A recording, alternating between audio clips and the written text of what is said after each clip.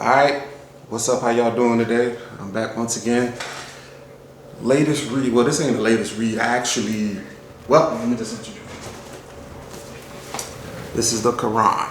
Alright, and this is the NJ Dawood version. There's tons of versions out there, but yeah, this one seemed to be the most, I don't know, readable. I kind of picked it at random and stuff. He's had like I think 12 different versions of it, but yeah, I chose this one. This is not the exact one. This is 2014.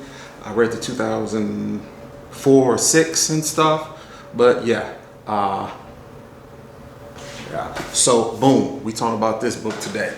All right, let's keep it up here so you all can see it. All right. Basically, I read it out of curiosity. You know what I'm saying?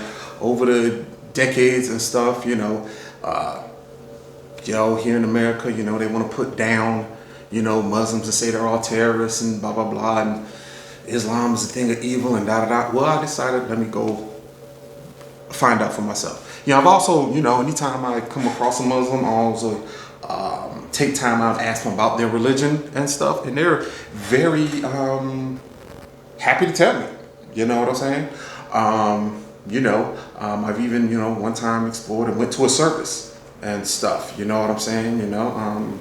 I saw how they, prayed. The men was in front and the women was in the back. I ain't gonna lie. Yeah, they were very much concerned. One thing that did turn me off about them, they were friendly, but they very much. A lot of the time, they took their time out to basically shit on other religions. You know what I'm saying? That's the one thing that turned me off about them. You know what I'm saying? You ain't got to, just explain your religion. I'm visiting, new, trying to find out. Go more than just read books or look at a couple documentaries and stuff. But let me go out here and actually interact. But yeah, the fact that they kept on shitting on other religions, that was one turn off, and also their conceitedness also and stuff, most Muslims, they cool, but when you talk about their religion, they kind of have a highfalutin way about them. So, but regardless of what the media says, what they say, I was trying to find out about another religion. I'm like most Americans. I grew up, going to a Protestant Christian church and stuff, and I'm open to other things. So but to me, not only did I read it to try to find out about another religion, find out about another people, because I realized finding out about a person's religion is a shortcut to find out about them and their culture and stuff. But I just have curiosity about different people. I'm a social science person, so but I didn't read it in reverence. What I'm saying? I read it as literature. Fiction and nonfiction. You know what I'm saying? To compare it to Christianity. You know what I'm saying? And in that process, I really found out how boom. It really took a lot from this. The same way, the Christianity took from Judaism, and then co-opted the Tanakh, which is the 3 writings, which is the Torah, the writings and the prophets and stuff, and then took it and flipped it from where they put the Torah, the writings, and the prophet to make it seem like it was Jesus instead of like the Torah, the prophets and the writings and stuff. I realized, hey, that Islam did the same thing. It was derivative also. You know what I'm saying? That's just one of my observations. I do have to say at the beginning, before I get into it and break it down, well, yep, I have my notes, and then as you can see, I wrote my notes differently. Usually I write them in cursive and stuff. Yeah, I'm old school. That's where I learn how to write and stuff is quicker. But for this, I chose to write in print, because it's a lot of stuff there. You can like read it and miss stuff. You know what I'm saying? So I had to really meticulously read it. You know what I'm saying? Because I have to be honest with you. I've tried to read it, but the structure of the book, the way it goes is, first of all, there's no structure like, say, the Bible, the New Testament or the Old Testament or the Tanakh. What they basically did was the biggest chapters are at the front, and then they have it going in descending order. So the biggest chapters at the front, the smallest chapters at the back, right? So I decide, because I actually tried to start it several times, and because so much information is in the first chapter, because it's the first chapter, I decided, okay, I'm going to read it backwards. Since the smallest stuff is at the back, I'm just going to read it. And plus, even reading like the first couple of chapters, it didn't seem like it was a structure to it, but I found out, yes, there was. You know what I'm saying? I've actually read a couple books about the Qur'an and stuff. I should probably reread them and bring them back and let y'all know to help me out with it and stuff. And I looked online and stuff, and really illuminated me, because if you're not from the culture, you're not going to know what's happening, because the way their structure is different from the New Testament and the Old Testament, and also the Tanakh and stuff. You know what I'm saying? So yeah, that kind of threw me off. So by me reading it backwards, starting with the last chapter and proceeding from there, that really helped me, because I was dealing with smaller units of information and stuff. And it turns out that kind of imitated the way it was composed. These smaller chapters at the end were actually composed first. And then the chapters in the beginning, those were the last ones. So by reading it backwards, I was able to read it chronologically. Not perfectly chronologically and stuff, as I found out reading other books. There are the experts in reading the Quran and Arabic literature. They have a list of like which one was first and da da da da. But there's no edition like that. I tried to find stuff. But yeah, there was one edition like 100 years ago, but the dude, his in translation, they went back, like his was at the turn to 1900s and stuff, but the latest stuff that I was able to find didn't do his supposed chronological order. They did in traditional order. So it's his translation, a guy named Rodwell, but so that sucks. So I couldn't find anything but either way, reading it chronologically backwards, getting a sense of the chronology of it, I was able to see how it organically grew. You know what I'm saying? And stuff, how it evolved. And then I saw how stuff like themes repeated itself. And then as you go, how it expands and stuff. You know what I'm saying? So that, so anyone up here who, wants to read the Quran, maybe y'all should do it the exact same way. Because the first chapter, I think that was like 40 something pages and stuff. And then it has so much stuff in it. I see why, a person could give up and stuff. But if you read it from the backwards and stuff, and you get like the first, stuff is like, ooh, it was real small. These last stuff, like there goes the last ones. They're only like a paragraph or two long. You know what I'm saying? And as it keeps going, it gets bigger, and maybe gets to like half a page, to a page, to a couple pages, blah, blah, blah. Till like the first chapter, which is called these first ones, hold up, the second chapter, I'm sorry, because the first chapter is, the call to order. The second chapter, the first chapter is a call to prayer. Second chapter, 2, has 286 verses. You know what I'm saying? So, that'll probably do. So I highly recommend it, reading it that way, because you see it organically grow, and then it's easier to digest, and then you'll see very highly repetitive, and then you'll be able to grow. Your understanding will grow as his speeches grow. Okay? All right. Well, I do have to say one thing before I get into it. A lot of people are not going to like this, because I'm, talking to a lot of, Muslims, something like that. talking to a lot of Muslims, they say it is the word of God.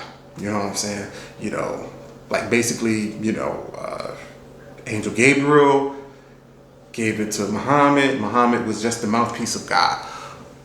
Fine, that's cool. But like I said, I read it, you know, analyze it, not religiously. But from my opinion, basically, this was a collection of street sermons.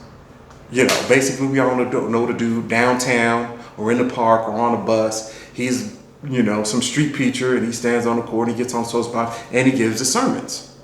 You know what I'm saying? We all know that dude. You know, we see him on a bus, we see him on public transportation, we see him on the corner downtown or like a busy corner, shopping centers and blah, blah, blah, blah, blah. That's what it reminded me of. You know what I'm saying?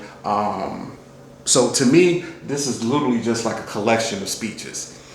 You know what I'm saying? And it shows, you know, and, you know, obviously no one really edited later on, you know, because you could read a book and like say like, you know, you could read a book. I've read stuff like I've read the speeches of Malcolm X, right? You could tell it was edited. It was oral, but it was edited. I've also read a lot of stuff like my favorite authors, like collection of interviews of them, you know. You could tell they recorded it and stuff, but edited. This one, they didn't, you know, it doesn't show any editing at all. It just shows arrangement of the speeches and stuff. So, yeah, it's kind of raw, right out there. But at the same time, like I said, as it chronologically goes along, you could tell he was improving his speeches and stuff. You know what I'm saying? You know, and like I said, it kind of took me back. You could tell he was like in the marketplace somewhere standing up giving his speeches. You know what I'm saying? Some of them also, you could tell he was maybe like in someone's house somewhere, but talking to a big group of people. You could really tell he's talking to the multitudes and stuff. Sometimes you could tell he's talking to like followers and stuff, with majority followers with like, you know, new people mixed in. But basically these are sermons and stuff and speeches that you could tell he was outside somewhere giving them. So you could tell it was composed orally, but you could tell that they are speeches and stuff. You know what I'm saying? Okay, that's just my opinion. Whether I'm wrong or right, you know, I'm not a Muslim. I'm just reading it, and that was my first impression. You know what I'm saying? Even after, you know, even though afterwards I read a couple books. I'm forgetting the names of them now and stuff. But yeah, that's my impression of it. Basically, it was a collection of speeches, sermons, you know, a street corner preacher, you know, because he, you know, yeah, you know, I know a lot of people might get mad at me for saying that, you know, how disrespectful, but that's just my impression. Okay, all right, structure. Let me get into it. As you can see, I have a whole lot of stuff here, and it's kind of crazy. I was thinking about, this is kind of written raw, and I was thinking about, you know, kind of restructuring it and stuff, but because, you know, it seemed chaotic when I first started reading it, I just decided just to you know, kind of just read this, go along the structure that it just came out in. You know what I'm saying? You know, because even in his speeches, man, he goes back and forth between some of the same topics and then changes, you know, subject on the drop of a dime. You know what I'm saying? They may come back. And then that's another structure, but I'm going to get into that. So let's just get into it. Okay, structure. Structure, I found out that the structure really was frustrating. But I also found out later on that the Holy Bible also has the exact same structure up in it, but it isn't the dominant. This has mixed structure and form. That one has more of a consistent one. And basically what it's called ring structure. Okay? And stuff. You can look it up. There's a thing called the Chiron structure. That's another name for it. It's kind of like the Greek letter that's like kind of an X and stuff to represent, but another way they do the Greek X, the chi, is a cross, and then they have like a little loop and then back cross, which is more accurate instead of just a cross and stuff. I would say like a horseshoe and stuff. That would be instead of just giving it a ring structure, because basically ring structure is this: it goes out and then comes right back around. But it takes a different route. Okay, a nice way to say it is like A, B, B, A. You know what I'm saying? And usually you have like a midpoint C. So maybe I should have drew something and stuff. Here goes. See in my notes, got a little thing there, but I should have drew a horseshoe. But basically, it's pretty much like, give an example. Like, okay, when I was a kid, I left home. I walked to school along 12th Street. I got to school. I went to math class. Middle of the day, I ate lunch. In the afternoon, I went to history class. At the end of the day, I walked back home along, instead of 12th Street, I walked along 13th Street back home. So you see how it comes back around again to the same thing, but a variation. And that's what you would have a lot in this book. And that is kind of confusing because it's like he would go off somewhere and then come right back to the same thing. And that was kind of confusing and stuff, but yet familiar. And that made it kind of hard to read because I wasn't familiar with it. Like I said, you have it in here, but it isn't the dominant form. There, that is the form. And it turns out a lot of writings, you know, holy writings and stuff, or folk tales and stuff from only oral or predominantly oral cultures. They use that all the time and stuff. So that really shows how, hey, you know, this was composed orally, because that's a way to remember things easier and stuff. You can't like have a book and then have like, you know, when the mind has a certain amount, a limit of knowledge that you can remember, right? You know, it can't be like a book where the pages are just written on going down, you know what I'm saying? You know, just going forever for hundreds of pages. That doesn't work, you know what I'm saying? So in order for them to compose things, you know, you'd have a structure that repeated itself, you know what I'm saying? But you would have variations and stuff. And it just does that over and over and over again, whether it's the initial small passages or the bigger passages and stuff. And, you know, that really enlightened me, you know what I'm saying? And once I saw that, I was able to see how, you know, a lot of other older materials from other cultures did the exact same thing. You know what I'm saying? Like I said, you know, you will find it up in here. You know, you'll find it up in books on Buddhism and Hinduism, you know what I'm saying? So that really helped me. Once I saw that, then it kind of got me going. You know, but with that, you know, how can I say it? That made it obvious that showed how simplistic, you know, the book was. It really doesn't go too deep. You know what I'm saying? It goes into the same stuff over and over and over again. You know what I'm saying? It uses the exact same examples, same couple examples to tell the exact same thing over and over and over again. And so therefore that it made the book very repetitive. You know what I'm saying? So that can kind of make it a slog. You know what I'm saying? But hey, you know, and that let me know that basically it was like kind of like canned speeches. You know what I'm saying? How, like, say you get to a politician and they've been around for a long time, and then you notice how their speeches and interviews, like he has the exact same answers over and over and over again throughout his whole term as governor or mayor. How many, like 5-6 terms and stuff. You know what I'm saying? So it was just like kind of canned speeches. You know what I'm saying? Not to devalue it, but you know, you kind of, like I said, he would repeat stuff very over and over again and stuff as it evolved. So it was kind of like canned speeches, but he was improving on it as he went on. You know what I'm saying? And that's kind of pretty much the structure. Okay, let's get down to Muhammad. He's another thing. He's kind of all over the place in here. You know, like I said, you know, he just comes off as a street preacher, you know, and he talks about a lot of non-belief in him as a prophet and stuff. He goes on and on about that. You know, He talks about those who believe, they're going to get rewarded, and those who don't are going to get punished. I'm going to go back into that a whole lot. But he talks about the criticism of him, a lot. Like one of the things that they say, they say that one, he was crazy. He talks about that. Two, they say he was possessed by a demon. You know what I'm saying? Basically just dismissing him. Because, let's be real. Somebody, street preachers and stuff, we say the exact same thing. Oh, they're just crazy. Whatever. That's just some crazy fanatic up in the street.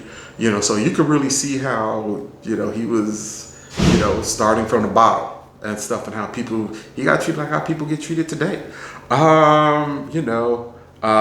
talk about how he's retelling the exact same stories that were already out there. And I'm going to go a little bit more into it, how he got influenced by, the Bible and folk tales that were around in the Arabian Peninsula. And they call him out on it. Like, hey, man, you're telling the same stories that we already know. That's like somebody now coming out and trying to claim that, like, say, Jack and the Beanstalk or George Washington, yes, I chopped down the cherry tree, or let's say something popular in pop culture like Superman, and he claims to be Superman, and I came from Krypton, and blah blah blah blah blah. That's like somebody saying, hey, telling those stories and claiming that it was his own.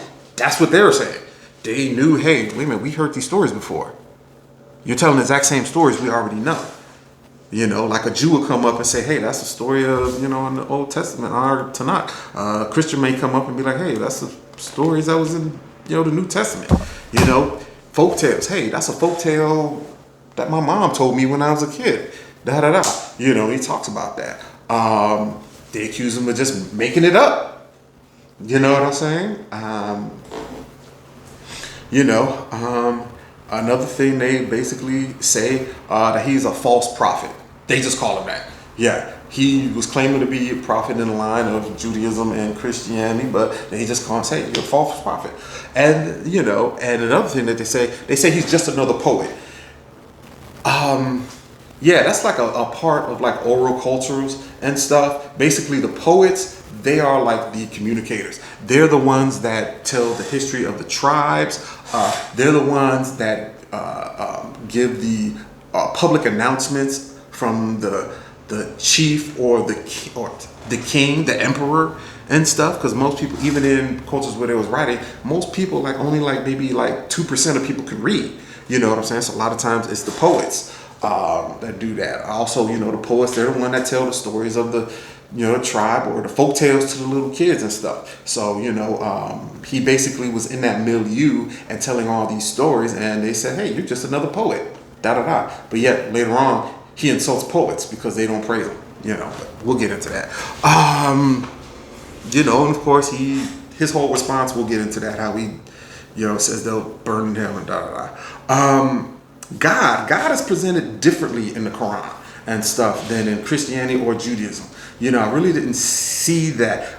You see that growing up, and you can see in, the Old Testament and the New Testament how God is different and stuff, but also, so in the Quran, he's presented differently there. I'm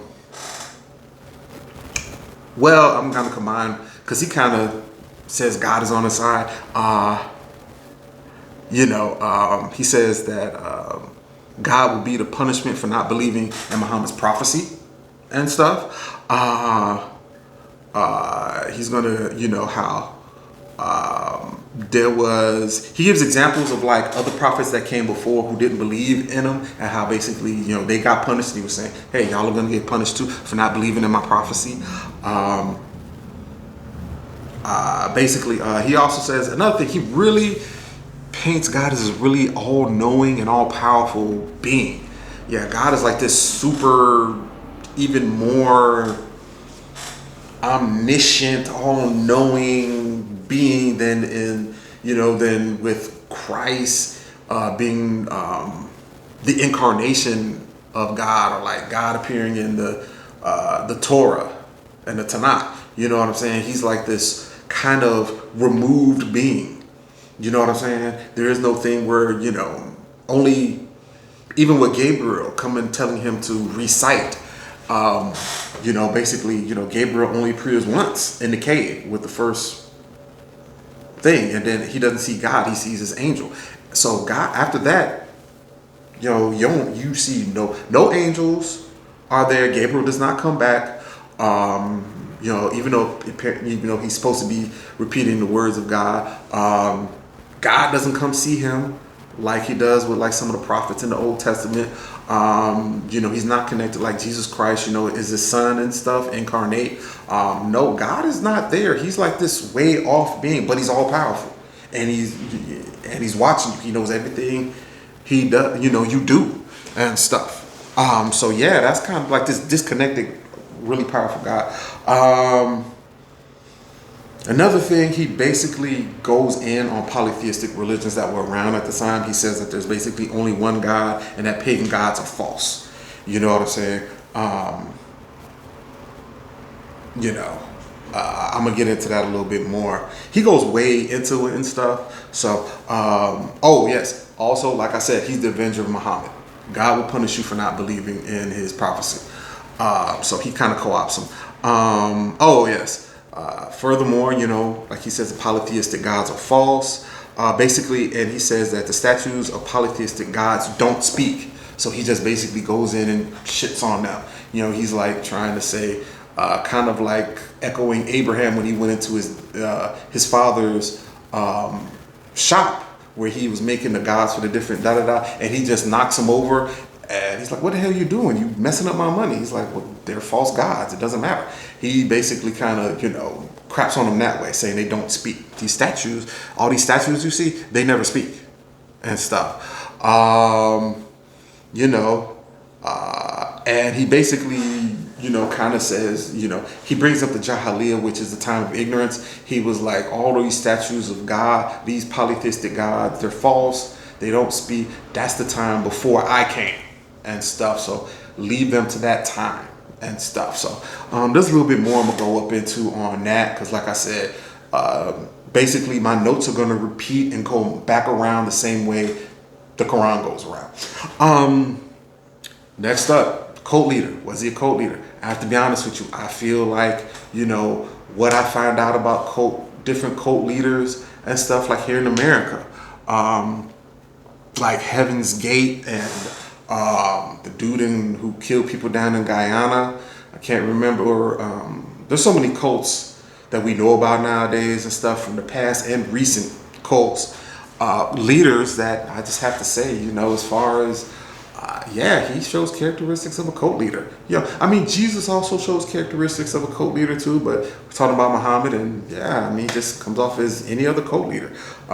First of all, he claims to be a prophet and stuff, but no one appointed him, in the religious establishment at the time, he does show narcissism, claiming to be, his prophet and being his words are the words of God, believe in me, even though people was saying, hey, you're not a prophet, you're just another poet, you're just an idiot, he has unflinching confidence in himself, so he shows narcissism. Like I said, boom, he constantly vows God will punish those who do not believe in his prophecy. He says that over and over and over and again, and he details how and stuff.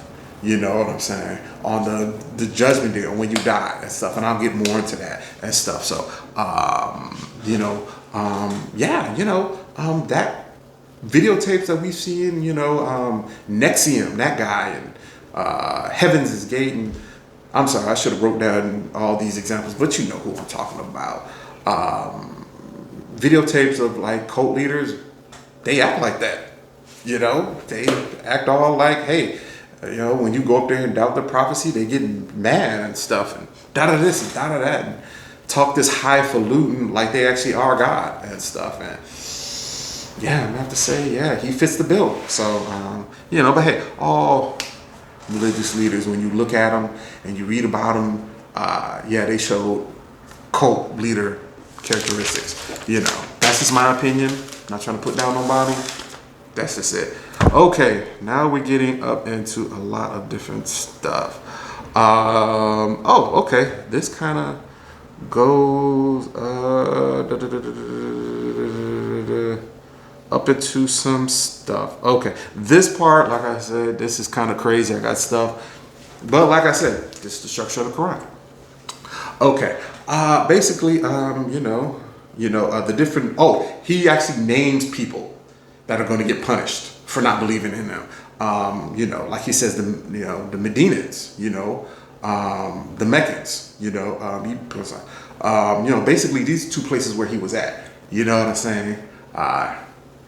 He's from Mecca. He basically had to run away to Medina, came back to Mecca, blah, blah, blah, blah, blah. So basically the cities, he wasn't accepted where he was at. Whether he was ran up in Mecca where he was from and got ran out all the way up to Medina. So he names both cities. He names the Quraysh, which is his tribe. Even his own tribe, dissed him and stuff.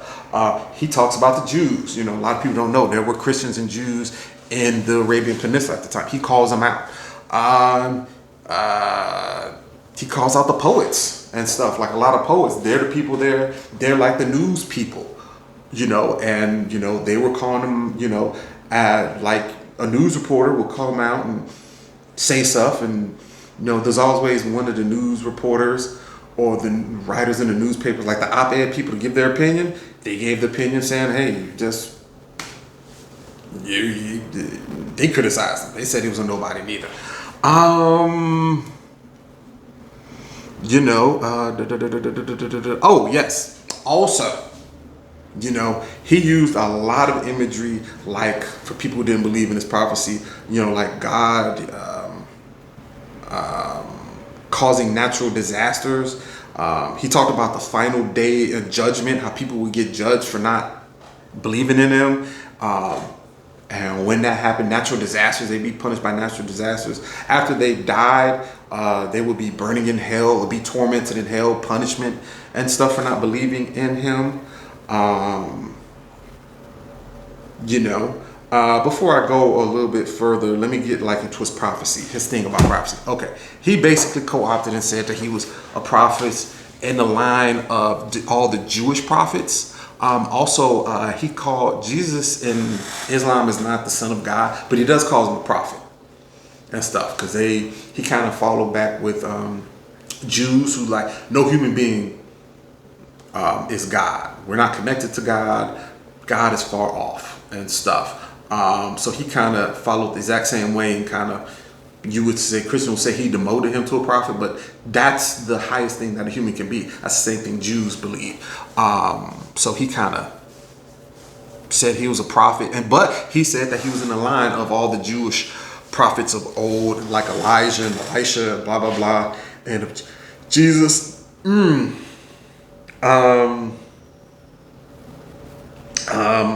Oh yes. Then he claims there were other Arab prophets that were going around.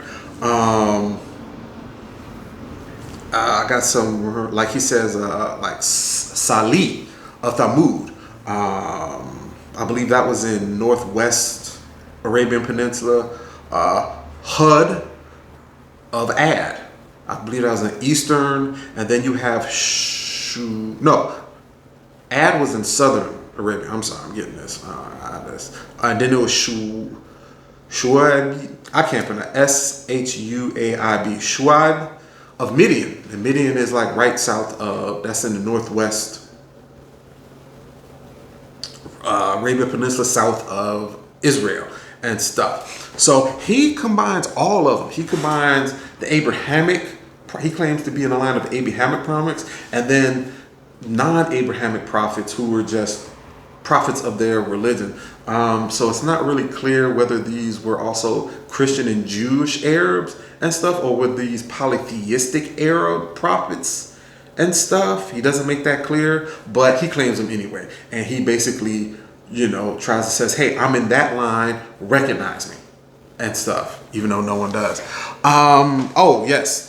And a lot of times he uses the story like prophets like Moses, and he uses the story of like how Pharaoh wouldn't let the people go, when he was delivering God's word, like let my people go, and he punished them with the 10 plagues and then the Red Sea collapsing on them and stuff. He uses that as shows punishment. The 10 plagues. Hey, Pharaoh didn't believe in him being the word of God, so he punished him with 10 plagues and killed him in the Red Sea. He repeats that a lot. It gets a lot with Sodom and Gomorrah. You know what I'm saying? The people who were living wicked in sin, he went to Sodom and Gomorrah, tried to tell them, hey, repent. They didn't repent. And fire and brimstone came down on him. That's another thing he repeats a lot. Then he says Noah and the flood. You know, he saw how, you know, just like Noah saw, God saw how people was wicked in the world, and he saw that Noah was the one true person, and he told Noah, hey, build the ship and I'm going to flood the world and start all over again. He repeats that a lot. And so he uses those like stories to also to illustrate. So he uses the already established Jewish, Christian, and Arab prophets to claim supremacy, and then he uses basically Old Testament stories to claim, hey, that's what's going to happen to you all for not believing in me. Yeah. So, you know, that kind of shows his derivativeness, you know, how he wasn't really original.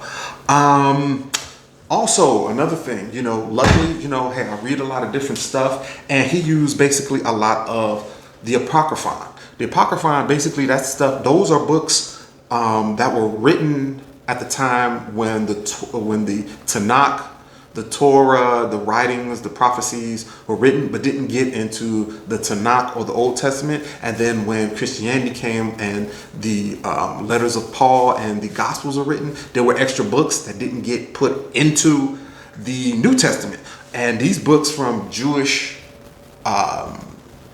religious books that didn't get into the Old Testament, and Christian religious books that didn't get into the New Testament, he uses a lot of stories from there. You know what I'm saying? A lot of people don't, you know, they wouldn't know that. You know, I knew about Gnosticism and stuff. Haven't read, I need to read some of that stuff. But yeah, he takes a lot of their stuff. He takes a lot of their stories and, you know, kind of uses them. Like one of the narratives, well, I gotta look, because there's a couple of them. Like he uses the Testament of Solomon, right? This is where Solomon has a ring, right? And he uses this ring. This ring allows him to basically control demons. And then he uses these demons to build the Temple of Jerusalem. That was something, you know, that was a Jewish Apocryphon stuff that didn't get into the Old Testament. Another thing called this, you know, that's Jewish. Christian Apocryphon is called the Seven Sleepers. And so I had heard about the Seven Sleepers, but I didn't know. Basically, the Seven Sleepers were the 7 Christians that were being prosecuted by Emperor Dacian about the mid 200s and stuff. And basically, to escape, they went to a cave and fell asleep. There were 7 of them. They had a dog at the entrance and stuff. And so they were just trying to hide out because of persecution. But it turns out they did a Rip Van Winkle, and about 200 to 300 years later, they woke up and they did not know what happened and stuff. And they went out with their old money and tried to buy food and stuff. They sent one person out and they were like, what's that, huh? But I don't know what this is and stuff. And people are talking differently and the land's different, you know. And so basically they escaped persecution. But that's something that was, you know, that's a Christian Gnostic story he used.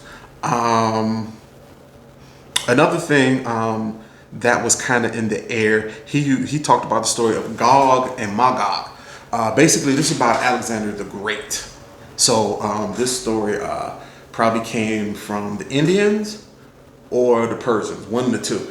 It's not really clear, but it didn't come from the Arabian Peninsula or the Middle East. So it came in that milieu of the Iranian, Indian thing. And basically what it is, you know, Gog and Magog basically represents the Central Asian people. Basically, Central Asian people had been thousands of years. They would come down and raid the Indian subcontinent or Iran right there and stuff, right? So a lot of folk tales about them being protected, right?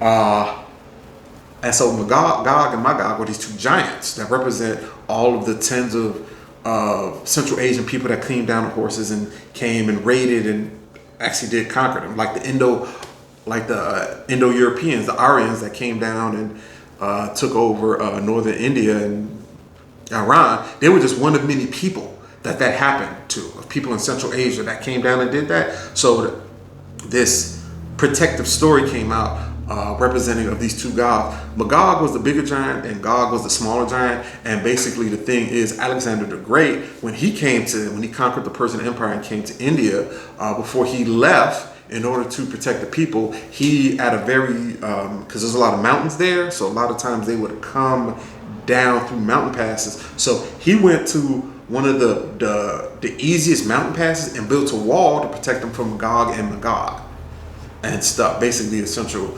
Asian people in the story, and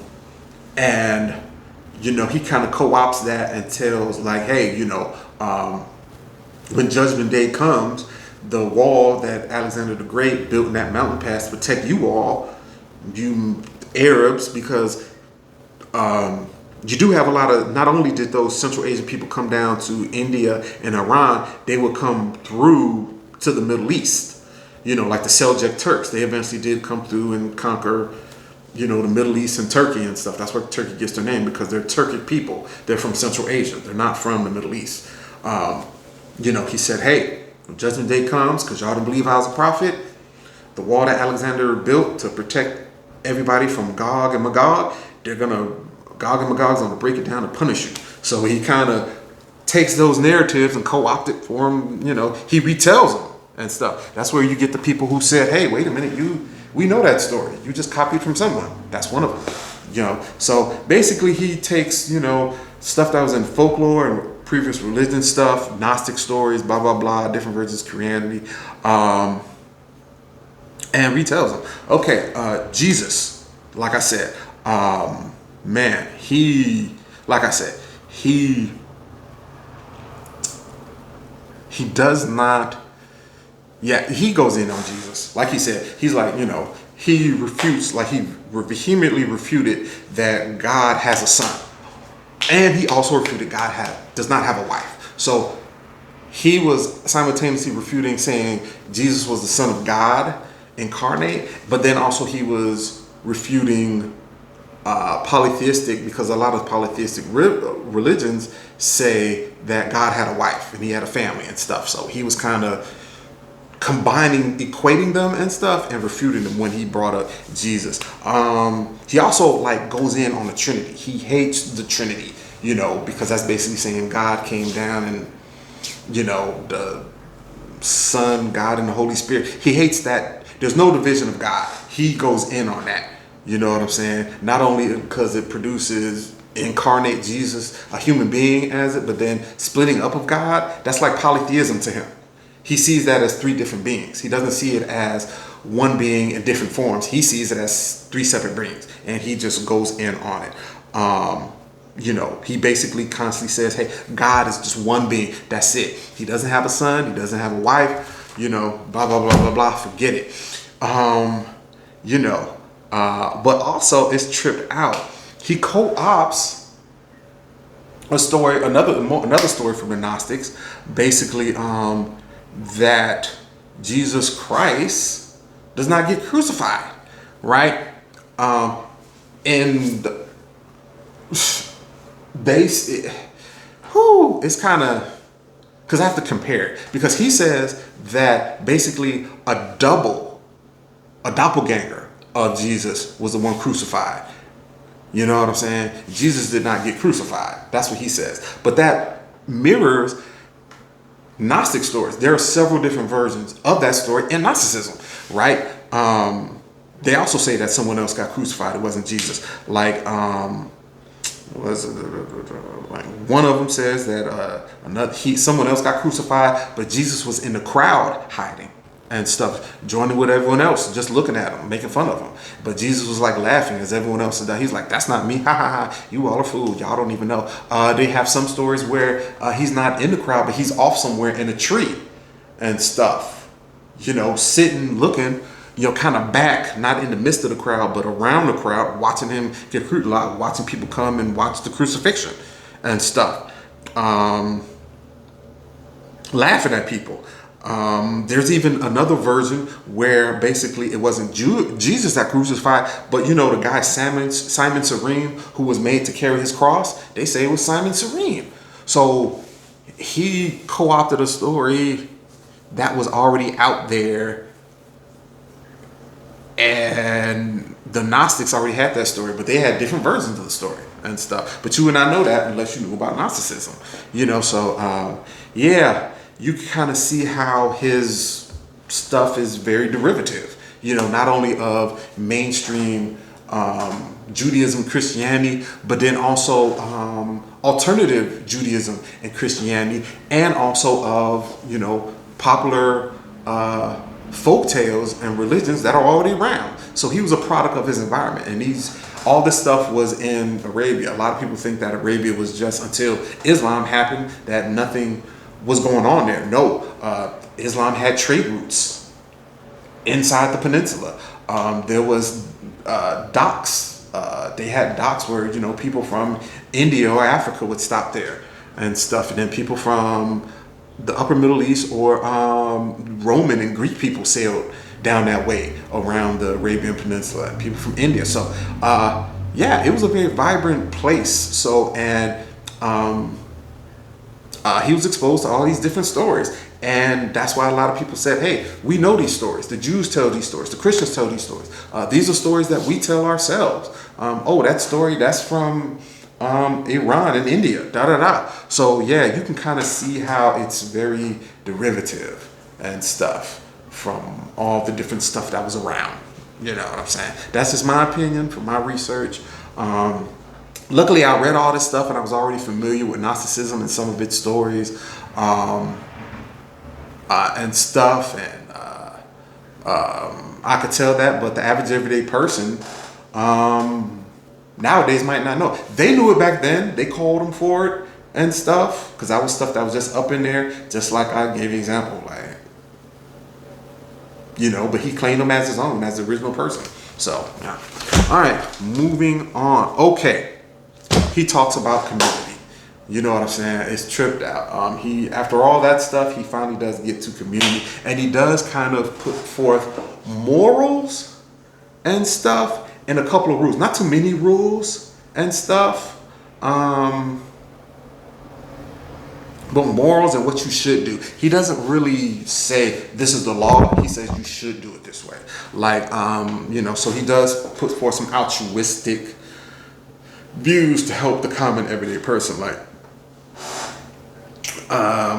he emphasizes being a good neighbor and stuff. You know, he says take care, like a lot of times he says, you know, basically take care of like the sick, the elderly, orphans, the handicapped, the homeless, the crazy people. He said all that, you know what I'm saying? And that really reflects, because he was an orphan and stuff. He was adopted by one of his uncles. So that kind of like tells you, you know, hey, he didn't have a easy time, so he's taking care of people. He's looking back. Yes. Oh, and he emphasizes giving to charity. He's like, yeah, you should give some of your money to charity, you know, which you can see in some of the stuff of Judaism, where they'll say, you know, all your excess crops, give that to charity, or let that be lay there for, you know, the homeless and stuff. So he kind of says that. You know, like I said, there are a few references to about like marriage, divorce, and inheritance and stuff, and he kind of goes into detail about those things and stuff, you know, and he said this is what it should be. So yeah, charity, but out of all these things, charity is number one, you know, especially help the downtrodden and stuff. So yeah, history, he does go into a little bit of history. Like he talks about the battles that he fought. When the battles, is the Battle of Badr, B-A-D-R, which happened in 624, which was like about 8 years before he died. That is like, I believe that was when he was still in Medina and stuff. And he talks about the battle, but then also he goes into another thing. He goes into, you know, just like he goes into stuff about the community, he goes into the spoils of war, which really surprised me, how he justifies it. He says, hey, you know, when you given, you know, with the spoils of war, give it collect them, bring them to your leader, and stuff will be redistributed and stuff once it's all collected. But of course, the bulk is going to go to the prophet. And he says, hey, because I'm prophet, I deserve this. I'm the prophet of God, so I should get most of the booty. Most of the stuff y'all took, after this battle and other previous battles, because he was constantly at war and stuff. And I just really found that to be some real, he would have been used religion to justify him fattening his pockets and stuff. And that's some cult leadership. So you kind of really see the human side of him. If you take a look, you will see the human side of,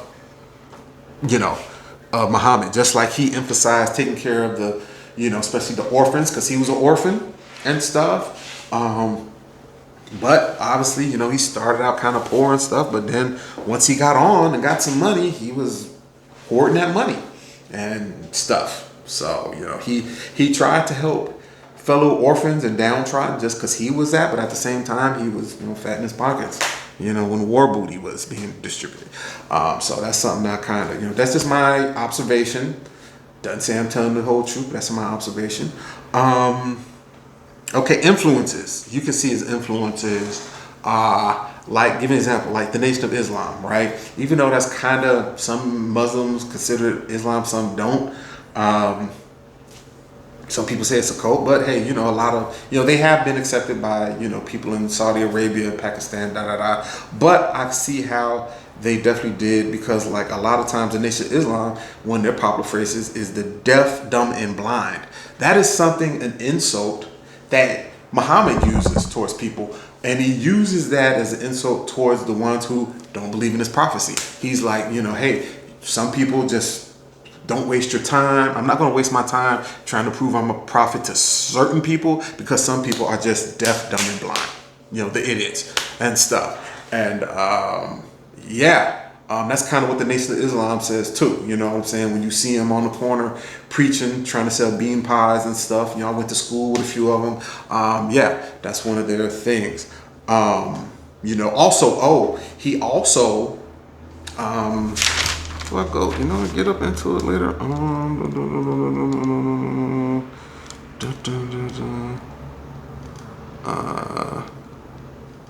I'll talk about it now. Basically, also another one of his favorite words, Muhammad uses, also the Nation of Islam is hypocrites.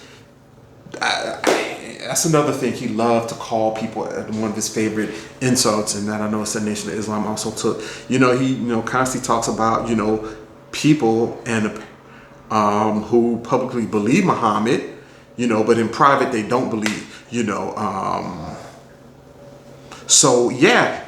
can tell that of his growing following and stuff, that he had some false people. He just had people that were just joining for whatever reason, and that probably happened.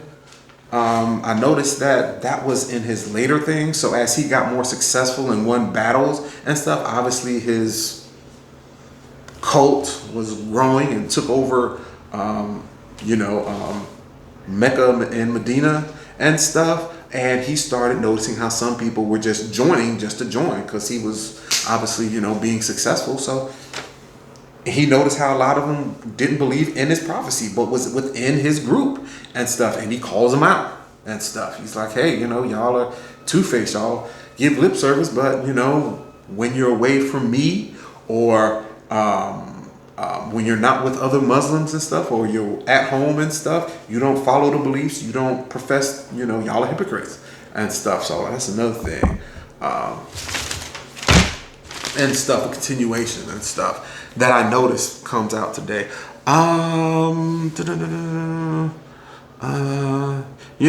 Different stuff. Like I said, he, really talks about, he also uses the devil.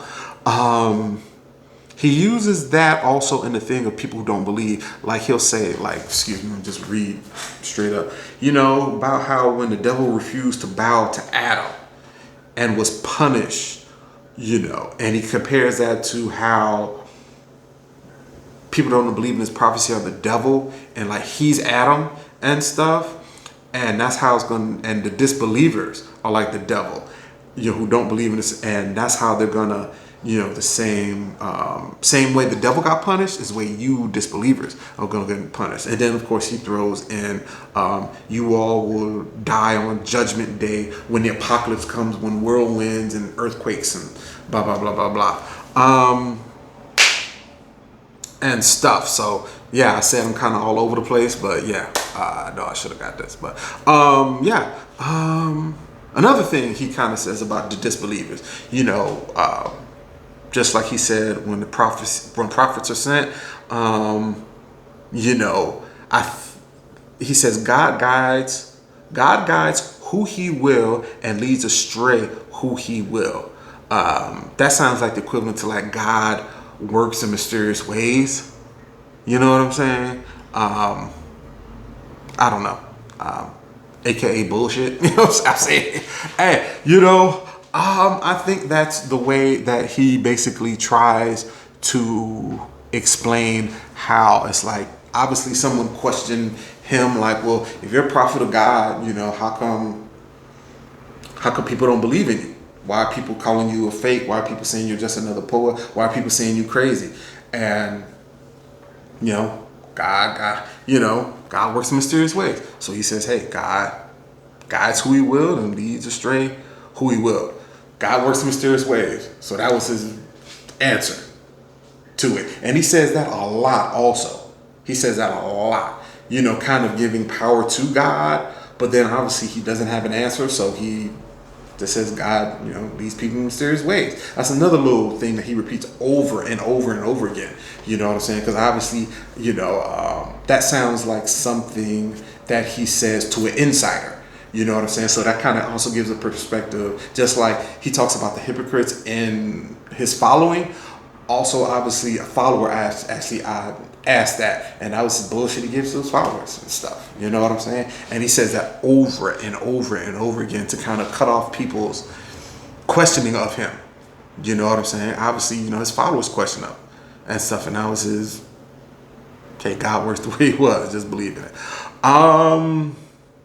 Yeah. Also, another thing I noticed in there, he doesn't do it a lot, but he does do it a couple times and stuff. But when he does it, he does it very much strongly.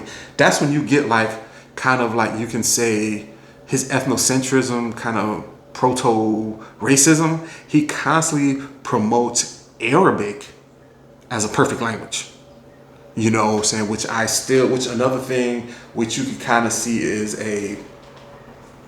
you see Muslims doing that today. You know what I'm saying? They promote their culture and stuff as being the best. Like when how can I say something? Like when people who question the Qur'an and stuff, and they're like, well, this and that and that and this. And another thing I noticed that modern Muslim believers say, in order to cut them off, they'll say, well, have you read it in Arabic? No, I read the English translation or the French translation. Well, then you really don't know the essence of it. You know what I'm saying? Which is a modern way to try to end the argument and stuff, but also kind of promotes the Arab culture as being the best. You know what I'm saying? That started with him and stuff. The passages are not long. There's not a lot of them. But yeah, you can say he promotes you see why nowadays you have Arabic. A lot of countries in the Middle East and North Africa, the national language is Arab. You know what I'm saying? Even though there are different dialects and they really can't understand each other, so you really have Arabics or you have different languages and stuff, you can see the ethnocentrism, the racism forming, and it was justified there. Just like a lot of, how a lot of, you'll find in a lot of those countries, the first name will be Arabic or the last name will be Arabic. Or if the last name is not Arabic, the first name will be Arabic. And you see that also with people today who convert. They'll take an Arabic name and stuff. So you kind of see his prejudice coming out when he promotes saying that Arabic is the perfect language. Yeah, a lot of people can, a lot of languages can claim that. Nothing was really perfect about air, but hey, he promotes it. So you kind of see that where it came from and stuff. Okay. Oh, yes. Another thing. He kind of, with God, I got to go back to God. He kind of goes back to Judaism where, they say, hey, the earth and the animals and rivers and all of the trees and stuff was created for humans, by God for humans. He kind of promotes that too. You know what I'm saying? So you can see where a lot of times not only did he get stories, but also the ideas and stuff, and he kind of revives it. Like, hey, like he says, the earth is bountiful for man with animals, flowers, and crops for humans to use and eat and stuff. I'm probably paraphrasing it and stuff, but yeah. He also says, God created the water currents and winds for man to use ships to travel the seas. You know what I'm saying? Once again, I'm paraphrasing. Then he also says, and God created the sun, moon, and stars in the sky, and mountains and rivers and seas on earth are there for humans to navigate and never get lost. So yeah, he kind of, he kind of reinforces Judaism. So you can really see, once again, you can see how derivative it is and stuff. Instead of him using the story of, okay, God created, because I believe in the story there's two things where God created the heavens, the earth first, then created Adam and Eve. But then there's a second story where he created Adam first, then he created the earth and the seas and animals, and then he created his companion of Eve and stuff. He kind of co-opts that and stuff. Kind of the second one, like, hey, all this stuff is for you and stuff. So he kind of justifies, basically, humans basically using the environment and stuff. I'm not really a Greenpeace person, but he justifies, hey, you can go out here and cut down trees and raise animals for food, and you can change the landscape because God created it for you and stuff. So yeah, that was not original. That's what Jews were saying, okay, in Genesis and stuff, and he kind of repeats that and stuff. You know what I'm saying? That's pretty much the end of my notes.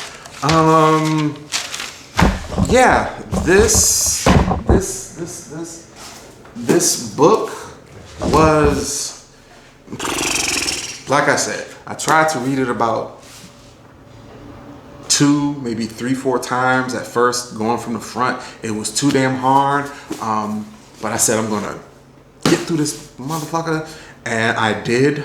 And just by,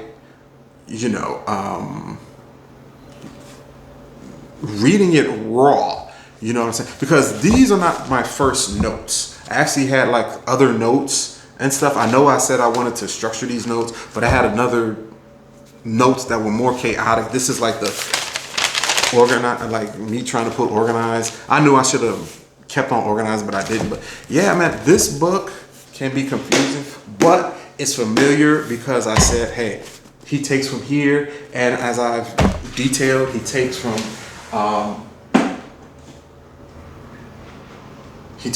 stories that are around in the Arabian Peninsula. It's very derivative. So, it was lucky because I read a lot of different stuff. I read a lot of different religious stuff, history on different places, philosophy and stuff. So I was familiar with some of these stories. And luckily we live in the information age, so you can just look up a lot of stuff. You can go, I tend to go to the library a little bit more, but you can look it up online and see where, Gog and Magog, that was a story, from India and Iran, the Gnostic Gospels. You can find out about Gnostic Gospel stories, easily online. Or, I've read a couple of the Gnostic Gospels and stuff, but I know about it. I grew up going to church, and I have to read this all the way through. I've read like the Gospel of Matthew, but I'm gonna break this up and get like just the New Testament, read that. Then I'm gonna get the Tanakh, the Old Testament, read that, and I'm gonna talk to you all about that. But like I said, I'm familiar with these stories. I'm doing my research. Afterwards I found out about his stuff. So in short, yeah, it's a religion, but I would have to say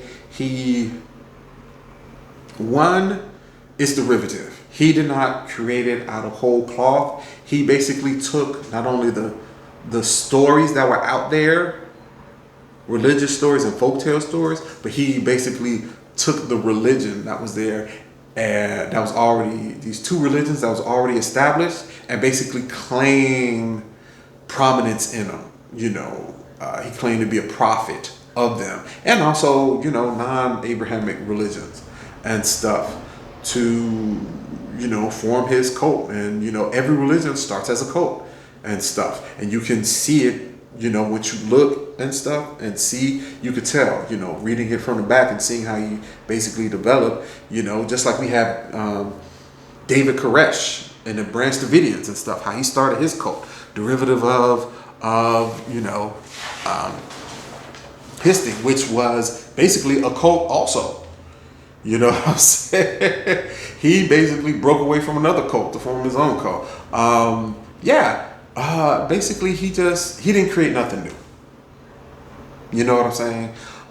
He took what, traditions that were already there and basically just remixed it, just rewrote it and claimed a greatness for him. You can, at the end, you could say that,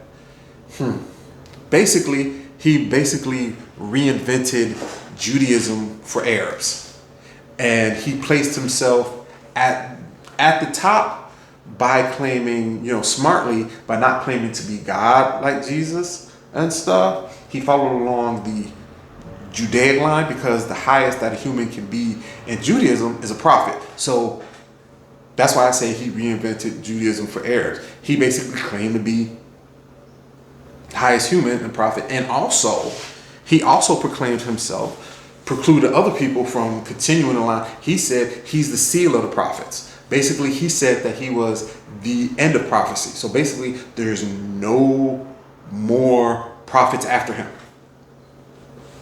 He claimed that. He said he was a seal of the prophets, meaning he's saying basically, if anyone else claims to be a prophet, Judaism, Christianity, Muslim, after him, they're false prophets. Well, guess what? They could have said the same thing about you. By the time he was there, Christianity didn't really have prophets, had disciples, but Judaism had prophets, and the time of Judaism was ended by the time he came across. And someone could say to him, hey, the time of prophecy for Jews is ended, so how can you claim to be a prophet? But yeah, it's kind of funny when you actually look at that. Even though he's not the only one, people have claimed to be, like, I give an example, like in the Mormon church, they claim to be prophets. Basically whoever's the leader of the Mormon church, they're prophets, and his circle around him are prophets. So, and then there's other denominations, new denominations in America and around the world that also claim to be prophets. But there's also people claiming to be the reincarnation of Jesus too. But you know what I'm saying. Basically, he did the same thing as everyone else. But he was lucky in the fact that he fought wars and he won, and his people came to be the political leaders. Then after he died, within a century after he died, his people basically defeated the Byzantine Empire, which was the Eastern Roman Empire that was still there. He took over most of their land, and then he also conquered the Persian Empire, which was right north of him and stuff. So he lucked up. You know what I'm saying? So if that didn't happen, we might not know anything about Muhammad. You know what I'm saying? And he might have just been another person, because there were other people around at the time in Arabia claiming to be prophets, claiming to be God too. just like Christianity. It's funny how how history repeats itself, right? Just like Jesus, right? His religion just happened to survive the Roman Empire because the Roman Empire, you know what I'm saying, was dying out, and in the 300s they needed something to keep the Roman Empire together. So they banned all the rest of religions and declared this neutral, nobody, nowhere religion as the religion of the empire. It didn't work. The Roman Empire still fell apart, but it survived, and then, hey, the overseas, excuse me, the overseas European empires came and spread Christianity. That's the reason why, so you have happenstances for it to become, for Christianity to become prominent. You have happenstances for Islam to become prominent, right? And the same way, Muhammad derived his prophecy from previous religions and then claimed to be prominent in that. So did Jesus and stuff. He was a Jew, and he claimed that he was the son of God. But just like there were other prophets and other religious people in Arabia at the time, in ancient Israel, Jesus was not the only person claiming to be the son of God. There were lots of sons of gods in Israel at the time. And there were lots of other people in the rest of the Roman Empire that claimed to be gods or the son of God. Hell, the emperor claimed to be, the son of God in the Roman Empire. So yeah, Muhammad kind of repeated the same thing that Jesus did. You know what I'm saying? He claimed prominence in a already established religion. He claimed the literature of them, even though Christianity took the Tanakh and took the prophecy and put it at the end instead of the middle and stuff, and try to make it seem like, hey, they're talking about Jesus. Muhammad did the same thing. And the same way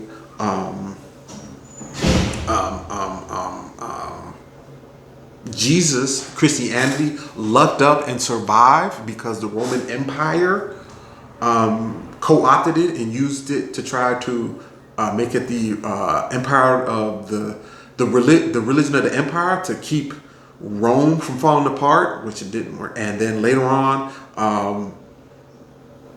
Europe stayed Christian and forced Christianity on people with his empire. Muhammad lucked up and basically one took over Mecca, Medina. Then later on, after he died, a century after he died, his people took over a weakened Byzantine Empire and a weakened Persian Empire. And that's how he was able to take over most of the Middle East and North Africa and stuff. So yeah, it's a lot of different parallels and stuff. It's funny how history repeats itself when you start really comparing and contrasting and stuff. Just a little observation. You know what I'm saying? But yeah, I really have to say it was kind of arduous, and I've read a couple other books. I'm probably going to read them again. There was one book that really talked about the structure and stuff. I can't remember it right now. Probably should just go ahead on and do a review. I'll let y'all know. Also, you should look up ring structure. That'll explain why it is the way it is, why it's so repetitive and stuff. But yeah, it did really give me some insight on Islam. You know what I'm saying? And why Muslims, act the way they act. I never did believe in the stereotypes of Islam because they were just stereotyping. The same way, me being a Black American, and Black Americans are stereotyped in the media, which never was the way I lived. I grew up in a 2-parent home, college educated people, middle class neighborhood, never wore my pants sagging. How the media kind of lies that way. I felt, hey, the media probably also lies about, Islam and Muslims and stuff. And so that drove me to, go to a mosque and also talk to Muslim people, and also drove me to, hey, just go to the source, go to the Qur'an and read that up. And, even though, I have critique on it, I have some, negative stuff to say about it. Some people might say also have some positive stuff to say about it. You know what I'm saying? And stuff, but I'm glad I did it. It expanded my mind. That kind of gave me also a vision, understanding of Arabs and Muslim culture. You see where it comes from, and then how other people derivative of that, how they have their stuff. Yeah, and I'm going to keep on. I'm going to keep on doing this. You know what I'm saying? I'm going to read this. I'm going to break it down. I already have probably going to get the New Living Translation or another translation of the the New Testament. I'm going to read that. I'm going to break it up and probably give y'all a review of that. And then I'm going to read the Tanakh. Probably going to start with the Torah first, because there's tons of, as I found out, not only is there tons of like separate New Testament by itself, there's also tons of copies of the Torah, which is the first 5 books of the Tanakh or the Old Testament and stuff. So I'm probably going to break it down like that and review that and get like more, because this is the New International Version and stuff, but it's kind of hard to read. I'm definitely not going to read the King James Version because that was Old English and stuff. There's other interpretations of it. I found one by a guy named Saunders. I believe his name is Eugene Saunders, but I'll get to that. But yeah, this, like I said, it can be daunting, but if you read it backwards, you'll understand it a whole lot more. If you find out about ring structure, it'll find out how, you're probably going to need to read other books to help you out, to let you know what was happening. You can go online and stuff, but I'd rather, for me, people who just read it themselves kind of didn't help me. I know it's kind of hypocritical, but when you like look at lectures of like people that are scholars in Islam, scholars in Arabic, like there was this one woman named Bibi Newworth from Germany. She really illuminated stuff to me, how Islam was created, and stuff. And other scholars, go to your public library like I did and get that. But yeah, definitely read it. You'll get an understanding of Islam and the culture, why they do things and stuff. And then that basically is going to give me a perspective, because I'm kind of going backwards.